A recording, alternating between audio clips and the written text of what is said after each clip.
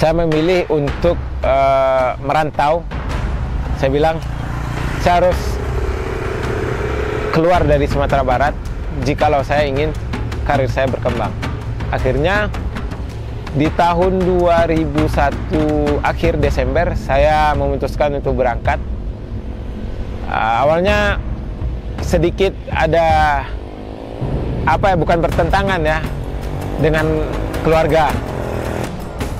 Saya tekadkan dalam hati saya bilang, saya main, kalaupun memang tim ini nggak dikasih rezeki menang, tim saya nggak dikasih rezeki menang, saya tidak mau awal dari kekalahan tim saya dari posisi saya.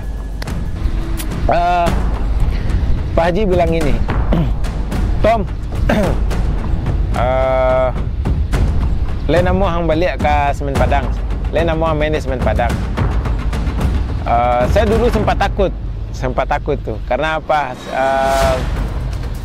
Dulu sebelumnya kan banyak tuh filosofi kalau putra daerah susah di Semen Padang. Saya berpikir, waduh bang, baca ruhnya ku bang Asa. Awak sedang bicara nego aja Persib bang, awak sedang komunikasi dengan manajer waktu itu Pak Umum Muhtar. Awak sedang nego aja Persib ku bang, baca ruh bang Asa. Anak itu doh, antan lu nego aja Persib tuh cebang nil kan.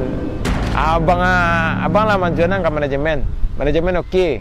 Bisu abang tanya lu, ba punya cek ya. Kalau oke ceknya, abara nio nominal minta cek. Oke lah bang. Sampai 2012, alhamdulillah saya meninggalkan Semen Padang dengan hadiah terbaik, juara Indonesia Premier League di 2012.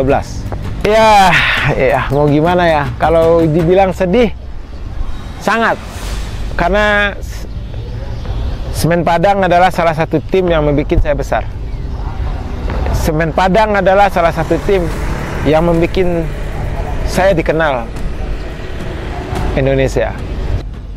Setelah kita keluar dari tim ini, kita ada satu tim yang mau kita. Sebelum kita dimauin ini, pelatih ini udah nanya nih sama pelatih yang tim kita sebelumnya.